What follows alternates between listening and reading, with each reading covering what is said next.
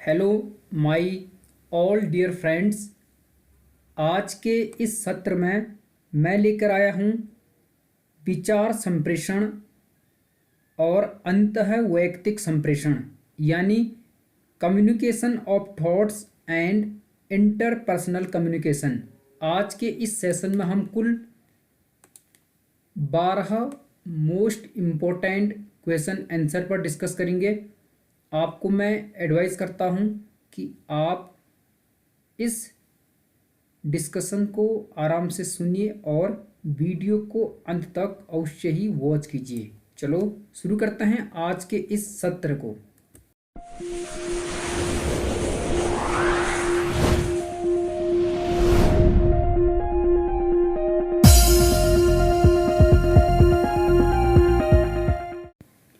आज का पहला प्रश्न है, अध्यापक की असफलता का सबसे बड़ा कारण है।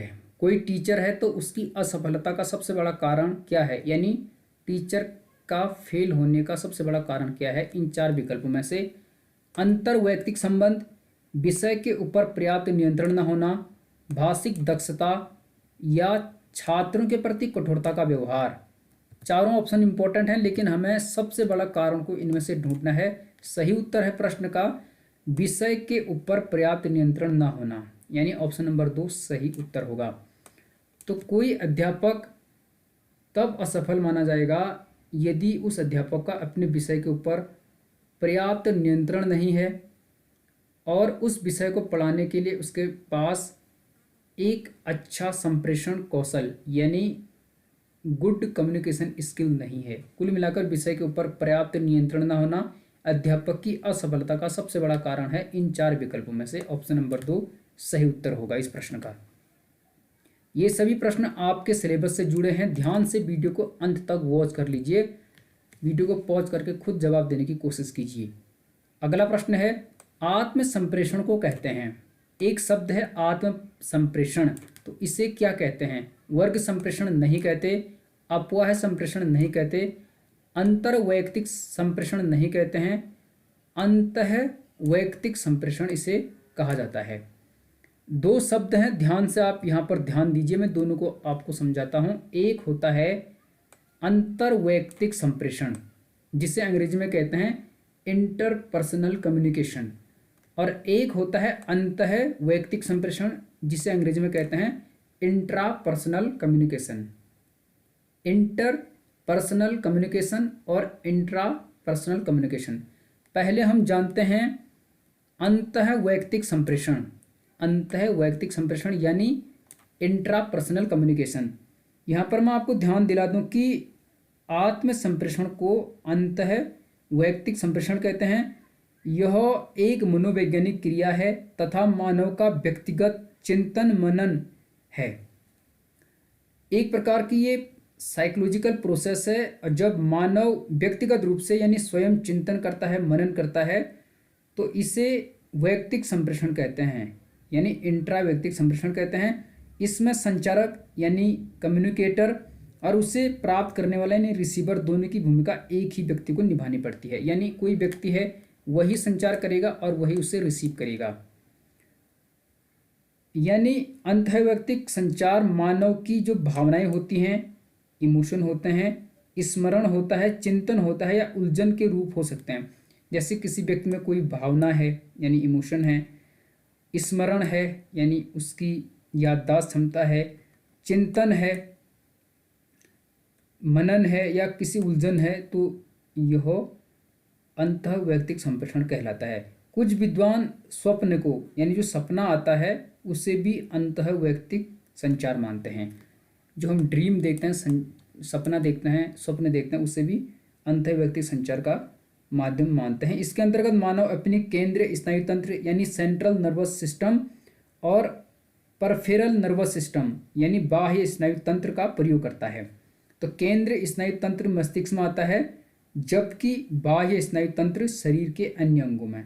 तो एक प्रकार से ये मनोवैज्ञानिक क्रिया है जिसमें व्यक्ति खुद चिंतन करता है, मनन करता है, भावनाओं को, स्मरण को, चिंतन को या किसी उलझन में फंसा रहता है, यानी स्वयं इसके बारे में सोचता है। उसे कहते हैं अंतःवैयक्तिक संप्रेषण या इंट्रा कम्युनिकेशन आप कह सकते हैं, इंट्रापर्सनल कम्युनिकेशन।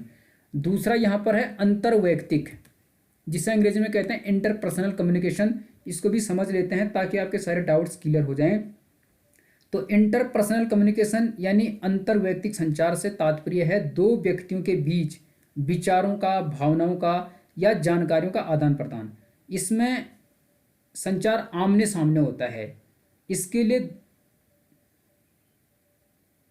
दो व्यक्तियों के बीच संपर्क होना जरूरी है, यानी दो व्यक्तियों के मध्य जब संपर्क होगा तो उससे हम कहेंगे इंटरपर्सनल कम्युनिकेशन यानी अंतर्वैयक्तिक संचार।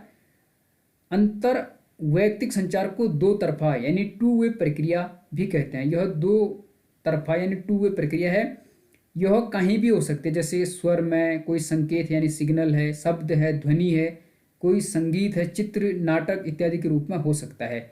और इसमें फीडबैक यानी पृष्ठपोषण भी तुरंत और सबसे बेहतर मिलता है।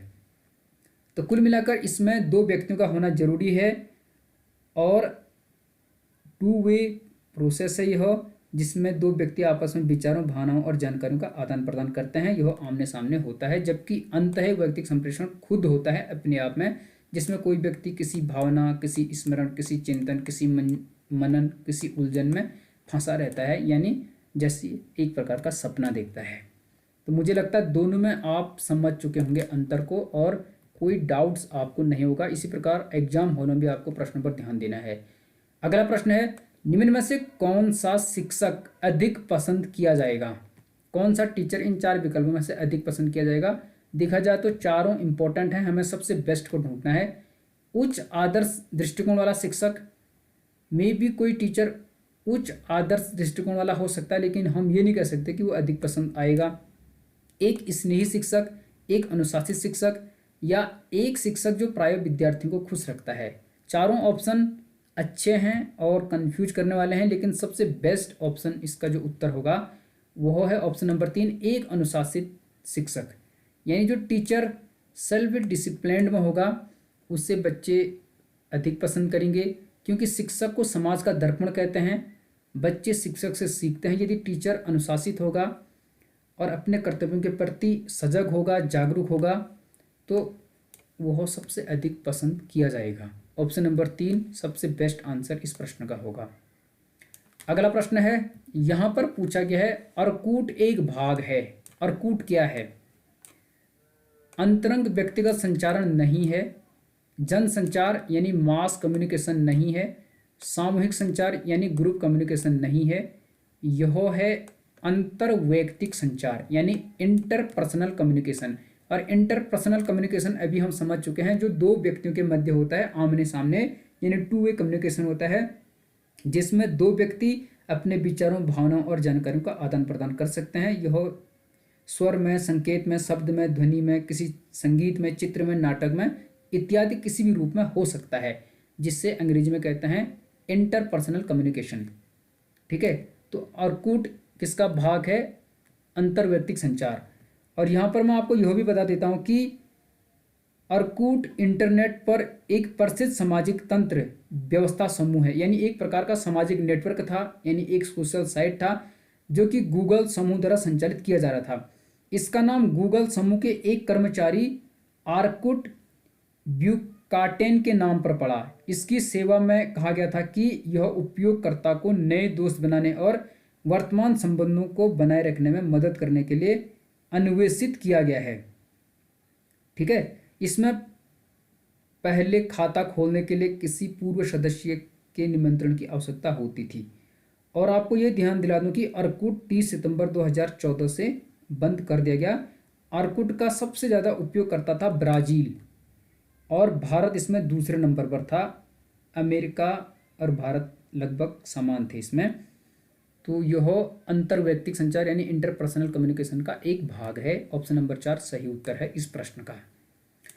अगला प्रश्न है, यहाँ पर पूछा गया है संचार वृत्ताकार हो जाता है जब, कम्युनिकेशन वृत्ताकार हो जाता है जब डिकोडर एनकोडर बन जाता है, प्रतिपुष्टि का अभाव होता है, स्रोत विश्वसनीय होते हैं या चैनल निर्बाध होता है।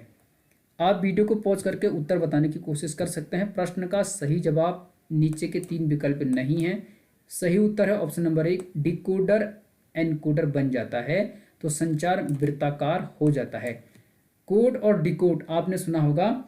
तो जब जब कोई कोडक, एनकोडर का मतलब होता है कोडक जो कोड करता है, और जो उस कोड को तोड़ता है यानी डिकोड करता है उसे कहते हैं डिकोडर। यानी पहले कोड बनेगा फिर डिकोड। जैसे आपने रीजनिंग की होगी तो कोडिंग एंड डिकोडिंग आपने सुना होगा। तो जब डिकोडर एनकोडर बन जाता है तो संचार वृत्ताकार हो जाता है। ऑप्शन नंबर 1 इस प्रश्न का सही उत्तर होगा।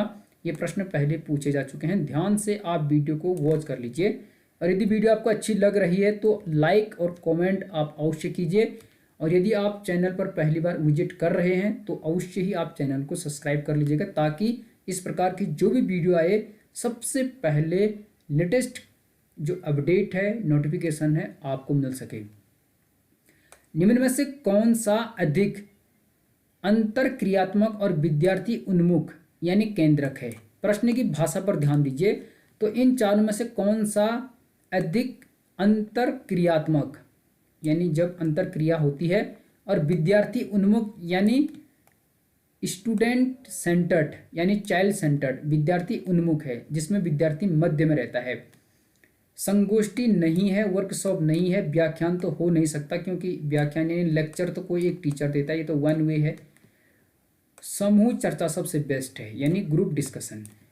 तो अंतरक्रियात्मक और विद्यार्थी उन्मुख है समूह चर्चा, क्योंकि समूह चर्चा में सभी बच्चे भाग लेते हैं और इसमें अंतरक्रियात्मक होता है यानी एक दूसरे से जुड़ते हैं। इंटरपर्सनल कम्युनिकेशन का एक भाग है यह समूह चर्चा यानी ग्रुप डिस्कशन, जिसमें सभी बच्चे पार्टिसिपेट करते हैं और इसमें विद्यार्थी उन्मुख होता है यानी विद्यार्थी सेंटर में होता है, केंद्र की भूमिका निभाता है समूह चर्चा। ऑप्शन नंबर 4 प्रश्न का सही उत्तर है।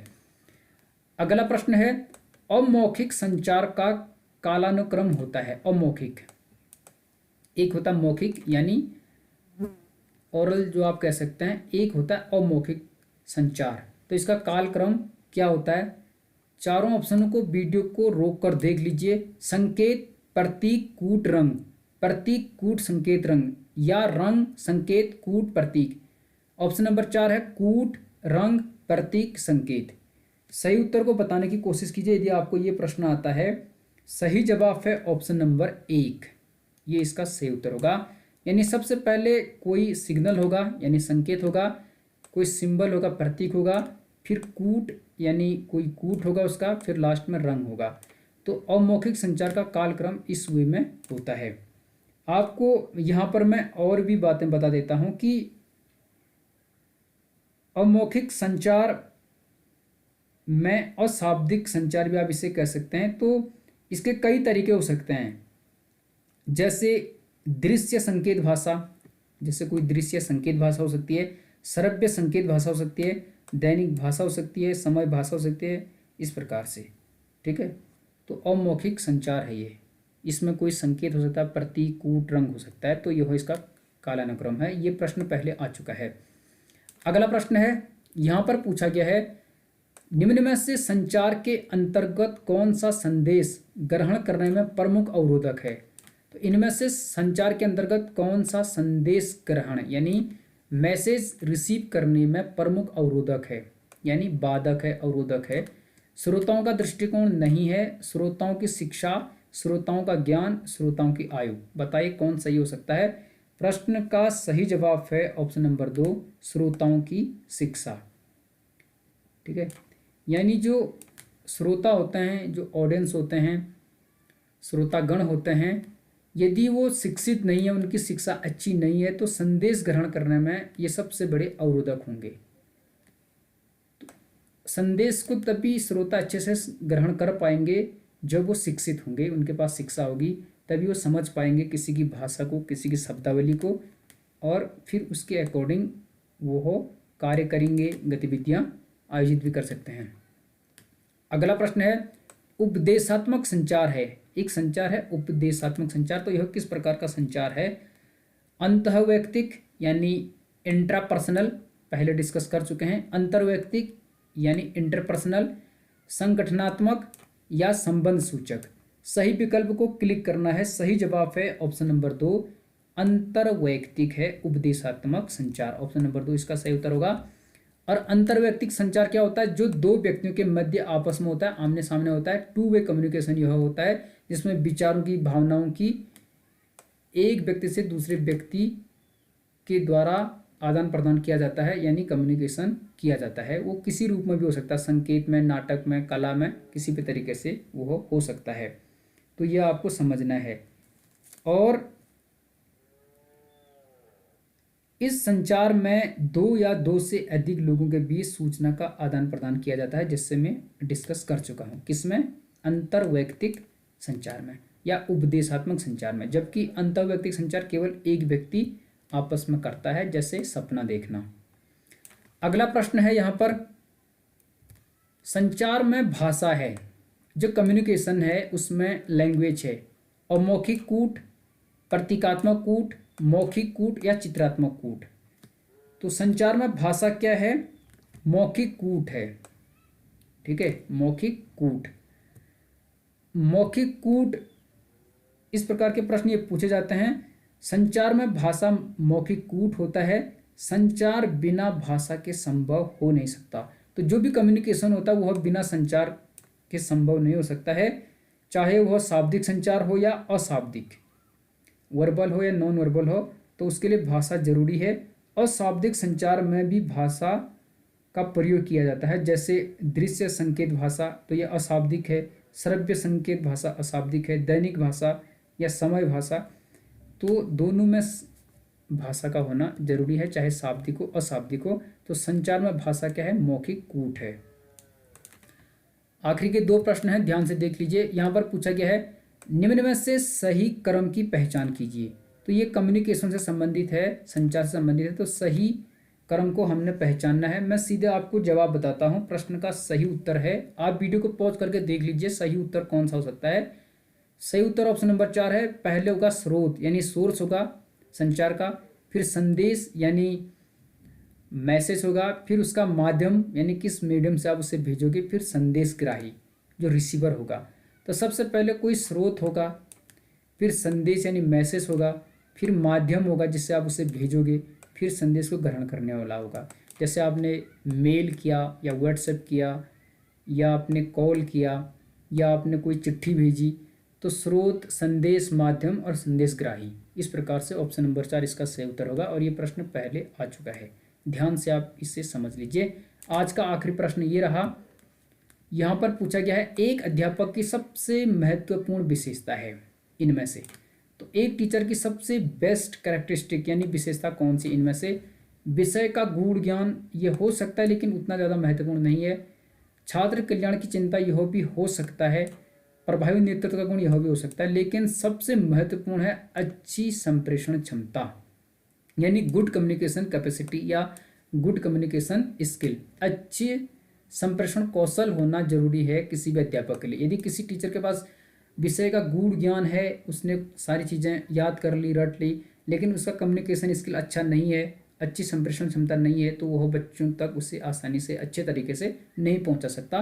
तो एक अध्यापक की सबसे महत्वपूर्ण विशेषता इन 4 विकल्पों में से है अच्छी संप्रेषण क्षमता का होना। मुझे लगता है आप अच्छे से समझ चुके होंगे। तो आज के इस वीडियो में हमने कुल 12 प्रश्न हल किए, जो कि आपके सिलेबस से मैच करते हैं। ठीक है, संप्रेषण और जो अंतर्वैयक्तिक संप्रेषण होता है उससे संबंधित हैं। हमने अच्छे से डिस्कस किया। मुझे लगता है आपको वीडियो अच्छी लगी होगी, और यदि ये वीडियो आपको अच्छी लगी तो आप इस वीडियो को लाइक और सब्सक्राइब कर लीजिए, और कमेंट अवश्य कीजिए कि आपको वीडियो कैसी लगी। आपका एक कमेंट, आपका एक लाइक हमें कुछ नहीं देता है, सिर्फ मोटिवेट करता है, उत्साह देता है, अभिप्रेरणा देता है, प्रोत्साहित करता है अगली वीडियो बनाने के लिए। आपके कमेंट्स को मैं अवश्य पढ़ता हूँ। तो मिलते हैं अगले पार्ट्स में, इस टॉपिक से संबंधित और भी क्वेश्चन मैं लेकर आऊँगा। तब तक आप अपनी तैयारी जारी रखें और संघर्ष करते रहें। All the best, be happy.